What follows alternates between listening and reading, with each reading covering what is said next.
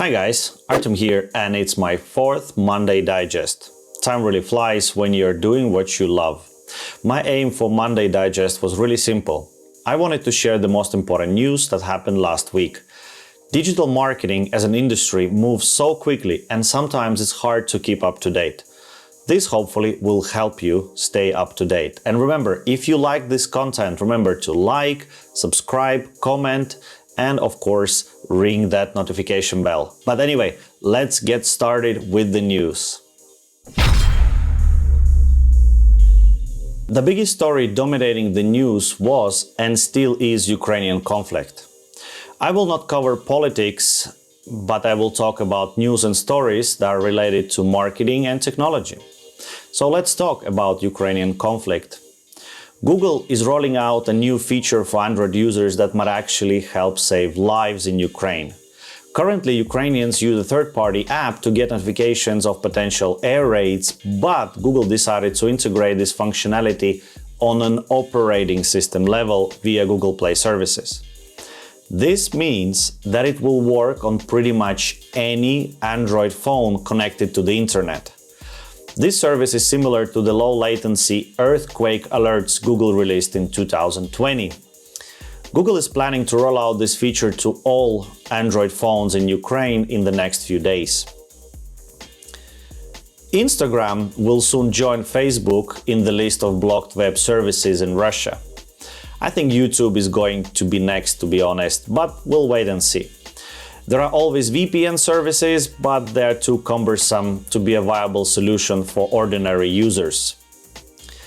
In some positive news, Game Bundle for Ukraine raised over $4.7 million as of this time. The bundle consists of over 990 games, and proceeds will go to charities providing relief in Ukraine. It's still available for a few days, so if you like indie games and you want to support Ukraine, now you have that perfect chance. I purchased my bundle a few minutes before making this video. It's also an awesome gift for your gamer friend who already has literally everything.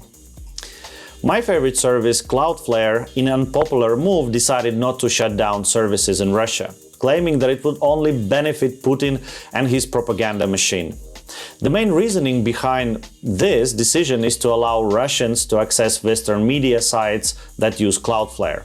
CEO of Cloudflare stated that they have seen a dramatic increase in users on Russian networks navigating to international media sites. Cloudflare has been providing its premium services to Ukrainian government at no cost, and I must admit, on this matter, I think I'm siding with Cloudflare. In a weird move, the Russian government is considering rolling back copyright laws in order to allow citizens and Russian corporations to legally use pirated software without fear of prosecution. Russia already has a law that allows government to use software without consent of the patent holder in case of emergency.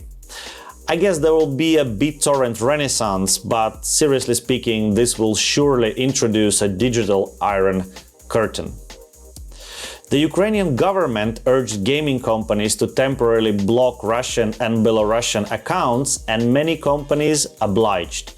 Industry heavyweights such as CD Projekt Red, PlayStation, Amazon Games, Electronic Arts, Rockstar, Take-Two, Activision Blizzard, Microsoft, Epic and Ubisoft stopped selling their games in Russia. That's it for our Ukrainian update. Let's move on to some other news. Let's talk about SEO news. Not much has happened, so this will be quick.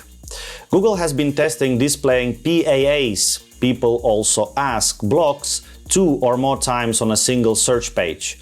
If this becomes a permanent change, it will increase PAA's importance in SEO strategy. I told you SEO segment will be pretty short. That's it. Let's move on to PPC.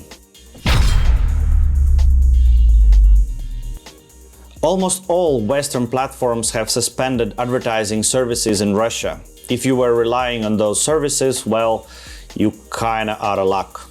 There is still Yandex and VKontakte, though they will probably absorb the void created in the marketplace. Microsoft Advertising has announced professional service ads. It's basically a new ad format designed for service providers such as lawyers, realtors, and so on. It's currently available as a pilot in US and Canada.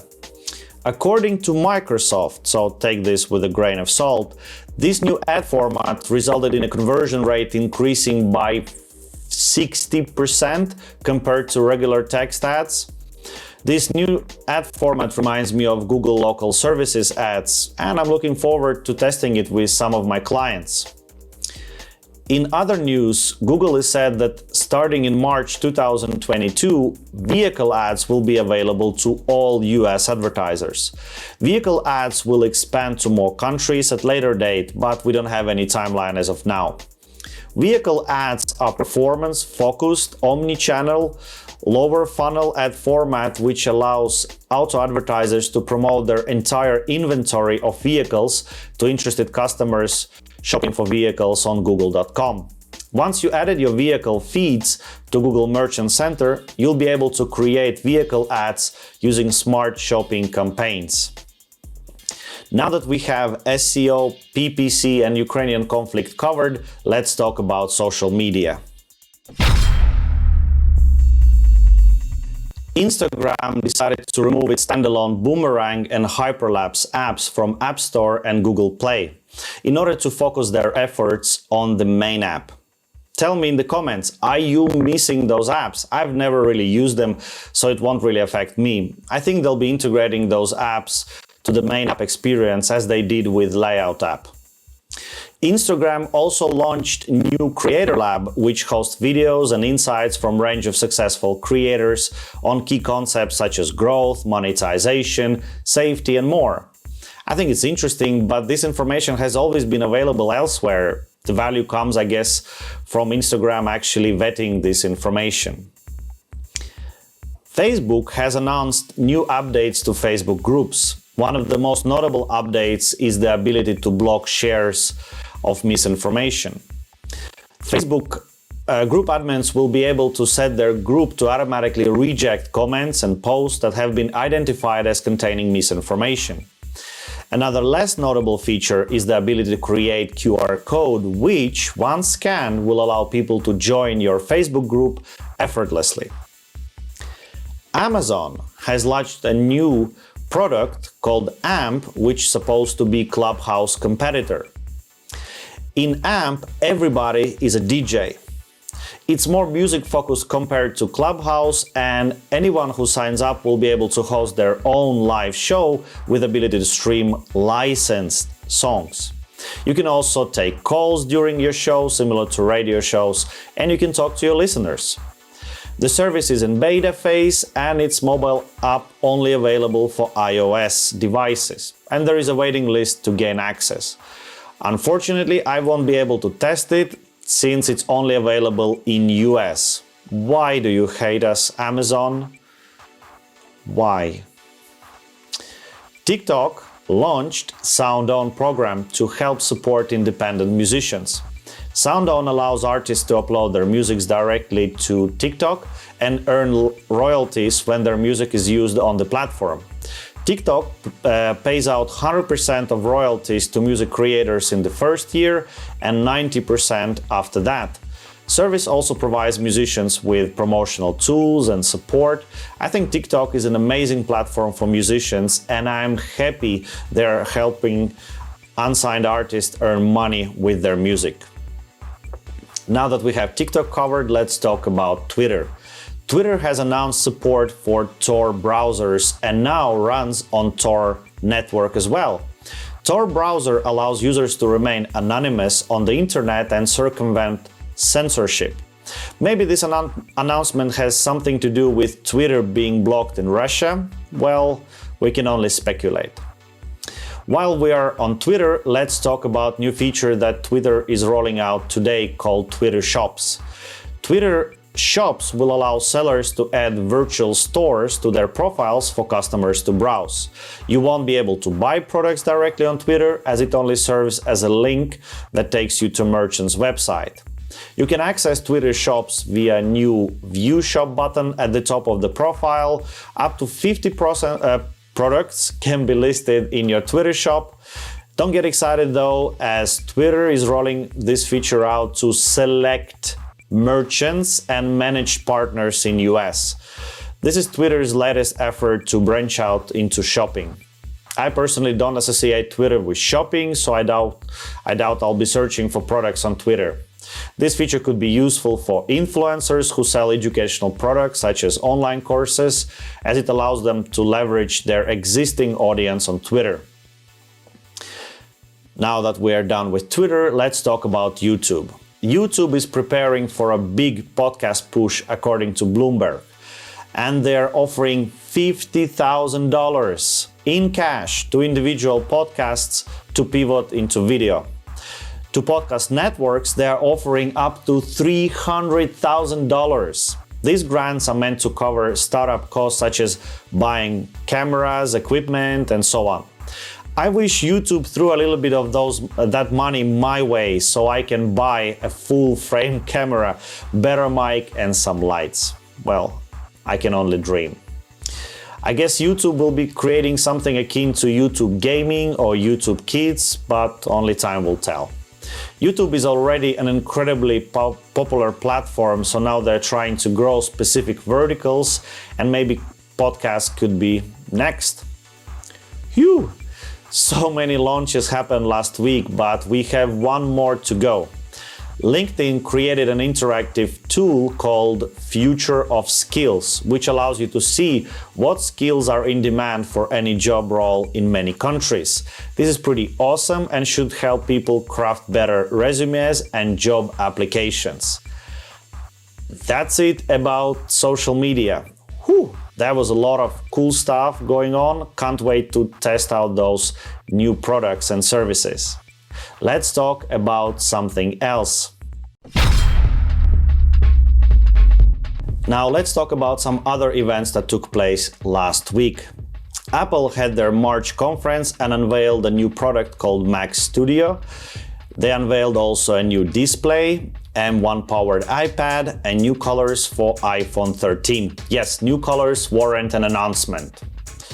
Speaking about Apple, there is a new update coming this week, 15.4, and here are some notable changes. You'll finally be able to unlock your phone while wearing a mask. I mean, we're close to forgetting about pandemic, but hey, late is better than never. You'll also have more emojis, yay, to annoy your friends with. New additions include hard hands, coral, biting lip, pouring liquid, low battery, as well as pregnant woman and, get this, pregnant man. I mean, why would you need a pregnant man? Maybe he has a beer belly, but I digress. iPhones will also notify you when somebody's tracking you with an AirTag, so that's good. You'll get a new American voice for Siri, which makes it 5th if you're counting. Apple is rolling out Tap to Pay feature as well, which will allow you to use iPhones as a payment terminals. This makes add-on card readers such as Square potentially obsolete. I'm looking forward to hearing more about this feature.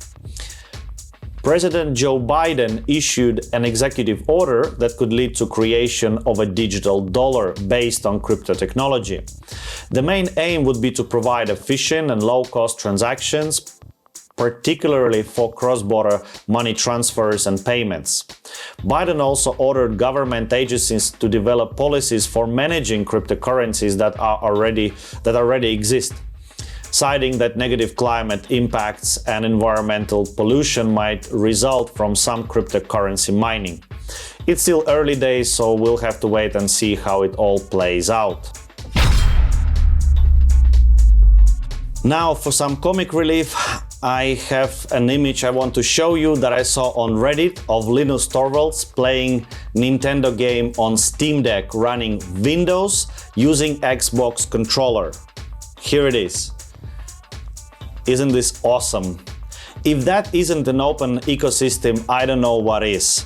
I'm so excited about all the cool stuff that is coming to Steam Deck in the upcoming months. And remember, I have a first impressions video about Steam Deck, so check the description box, you'll have a link right there. A spoiler, right now, Steam Deck is awesome. Let's just leave it at that. Thank you for watching, and remember, if you want to see more content like this, like, subscribe, comment, ring that notification bell, all that good stuff. Anyway, have an awesome week and we'll see again soon. Take care.